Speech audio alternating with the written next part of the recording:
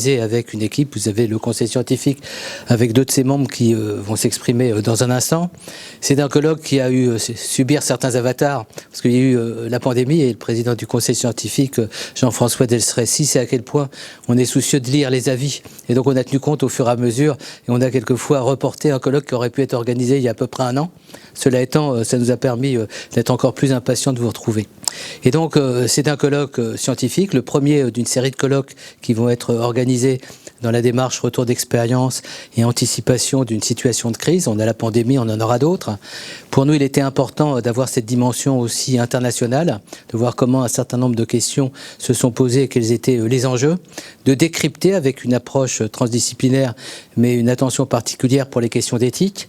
Donc, c'est le début d'une démarche. On est heureux de lieux prestigieux qui nous accueillent, parce que là aussi, c'est le début d'une démarche importante, et Agnès va nous en dire un mot dans un instant. Il y aura une publication à la suite du colloque. Il y aura pour nous le début aussi d'une concertation plus ouverte. Sachez que c'est le premier élément d'une construction, c'est la première brique qu'on pose, mais qu'on a quand même beaucoup travaillé à travers les mois, et vous le verrez à travers les interventions. Je remercie par avance les intervenantes, les intervenants, qui sont pour certains d'entre eux des universitaires, pour d'autres personnes qui sont avec des engagements très concrets, aussi bien au niveau national qu'au niveau international. Ils vont nous éclairer à travers l'expertise qu'ils ont développée depuis 2 ans. On voit que beaucoup de questions sont encore à poser, à approfondir. C'est tout l'art de l'approche éthique. Et on aura, puisque nous êtes réunis ici présents, la possibilité aussi d'interagir. On s'est donné un peu du temps pour l'échange. Ce qui va être intéressant, c'est pour nous aussi d'identifier à travers les personnes qui sont ici présentes leurs réactions, leurs intentions, leurs attentions, sachant que beaucoup de choses sont encore à faire au niveau de la concertation nationale pour se préparer à un risque sanitaire ou un risque qui peut ne pas être sanitaire. On voit dans quel environnement international on évolue aujourd'hui. Je donne la parole de suite à Agnès.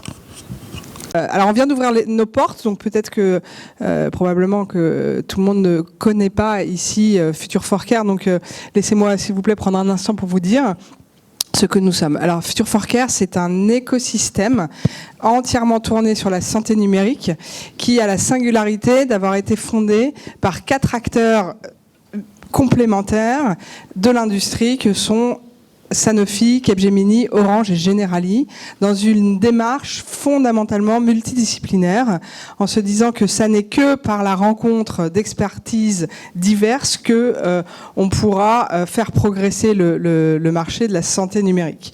Donc notre ambition, alors on a deux services principalement, on a un accélérateur de start-up et un institut, et notre ambition est de faire avancer, faire accélérer le progrès en santé numérique pour que des solutions réellement innovantes trouvent des débouchés dans les mains des patients, des professionnels de santé, des soignants, des aidants.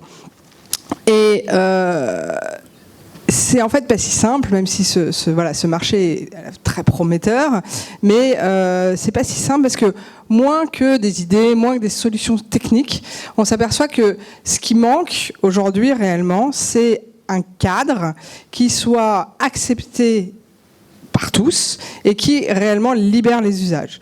Ce qui nous frappe, c'est que il y a beaucoup de freins aux usages qui sont tout à fait justifiés, mais sur lesquels il faut travailler. La crainte, par exemple, de patients que les données ne soient utilisées de manière abusive ou de manière détournée, alors que c'est leurs données de santé, ce qu'elles ont aussi de plus intime et de plus précieux. La crainte pour des professionnels de santé de voir leur façon de travailler totalement changer, la crainte d'un espèce de tout technologique qui ferait disparaître l'humain ou qui aille un peu trop loin. Et donc, si on résume toutes ces craintes, finalement, elles peuvent se résumer en un mot, c'est celle de la confiance. Et voilà, nous ici à Future for Care, ce qu'on essaye de faire, c'est travailler sur la confiance. Et je pense que la réflexion éthique pour libérer ces usages et faire qu'on ait le cadre de confiance qui fasse que des innovations arrivent sur le marché, la réflexion éthique peut réellement être un très bon guide.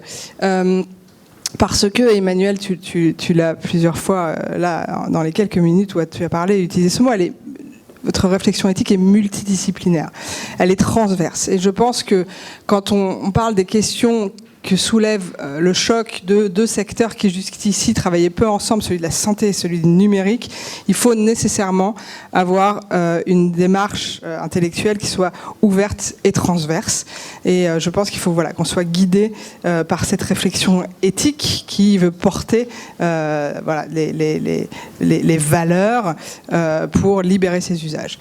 Et pourquoi est-ce si important ? C'est si important, vous allez là pendant ces 2 jours beaucoup parler de ce que le numérique peut apporter pour les crises sanitaires, mais au-delà de ça, on est, je pense, tous ici convaincus que le numérique peut aussi apporter beaucoup à la démocratie.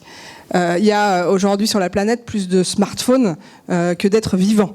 Voilà. Et pourtant, il n'y a pas la moitié de la population n'a pas un accès digne aux soins. Donc je pense qu'il y a vraiment une urgence de mettre le numérique au service d'une plus de prévention, de plus d'accès aux soins. Mais pour ça, on ne peut le faire que si on limite aussi les excès de technologie qui iraient dans le mauvais sens, qui feraient de l'ombre aux usages qui, eux, réellement peuvent changer nos vies et démocratiser des usages et pour une médecine pour tous.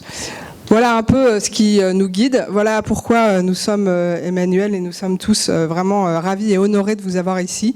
Je pense qu'on partage les mêmes valeurs. J'espère que vous profiterez de votre journée qui sera surtout riche par vous tous et par vos interventions, mais j'espère également agréable et plaisante en nos lieux.